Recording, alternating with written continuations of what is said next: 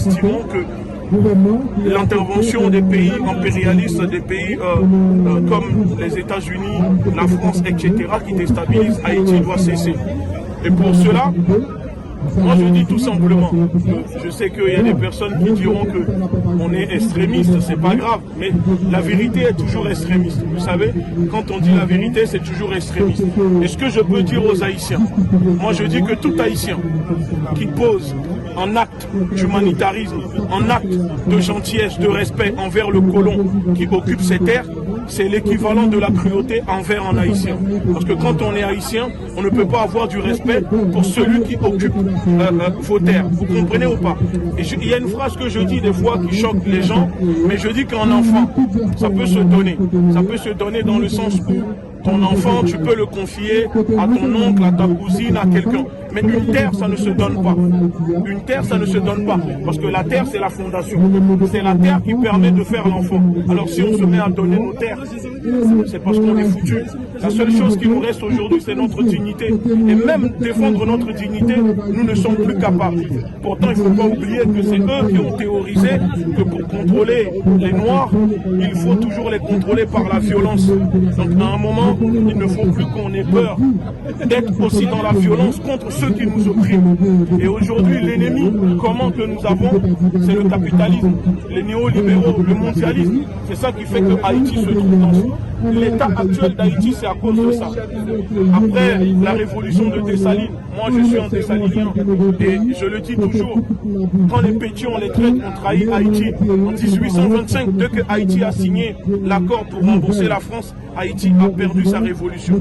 D'accord? Et jusqu'aujourd'hui, il ne faut pas oublier que les Haïtiens ont remboursé à la France l'équivalent de 500% du PIB haïtien et 5% du PIB de la France.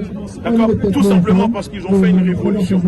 Et sans parler des 14 milliards d'euros détournés après les tremblements de terre par l'administration Clinton. Donc à un moment, si on confie sa propre sécurité de sa maison à son voleur, il ne faut pas s'étonner que le voleur tue tes enfants, kidnappe tes enfants et vole ce qu'il y a à voler dans ta maison. Je dis à un moment que le président se rapprochait des Russes. Le peuple haïtien ni le peuple africain, nous ne voulons plus d'un nouveau maître, ni de quoi que ce soit. Ce que nous demandons aujourd'hui, c'est des partenariats gagnant-gagnant. Et aujourd'hui, la Russie est une puissance nucléaire. La seule puissance aujourd'hui qui fait peur aux Américains, à la politique impérialiste française. Parce que quand on parle de la France, on ne parle pas du peuple. Moi, j'ai mon camarade ici qui est français, avec qui je travaille. Il sait très bien, nous parlons de la politique française. Et cette politique-là, aujourd'hui, il faut que le peuple haïtien termine le boulot, le travail de ce président. Il faut que la Russie, l'Haïti puisse développer un partenariat gagnant-gagnant avec la Russie. Il faut que la Russie protège. Parce qu'aujourd'hui, si Haïti avait une puissance, le président a été tué, je l'ai répété, l'Haïti aurait déployé son armée à la frontière avec la Colombie parce qu'on dit que ce sont les Colombiens qui sont venus tuer.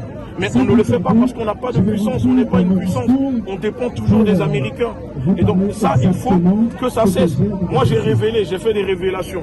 Je recevais des appels, des menaces. Moi c'est pas grave, je vis déjà sous des menaces de mort.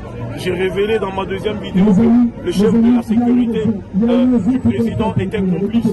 J'ai reçu des messages, on m'a insulté 48 heures après. On a dit, ah, il a été isolé. J'ai dit, demandez à la première dame qui était au téléphone avec le président quelques heures avant qu'il ne soit tué. Pourquoi l'ambassadeur, l'ambassadrice, quand je dis l'ambassadeur, c'est façon de parler, s'est pris la tête avec le président au téléphone quand ce dernier a fait part du complot d'assassinat sur sa personne. Ce sont des choses que j'ai révélées de sources diplomatiques.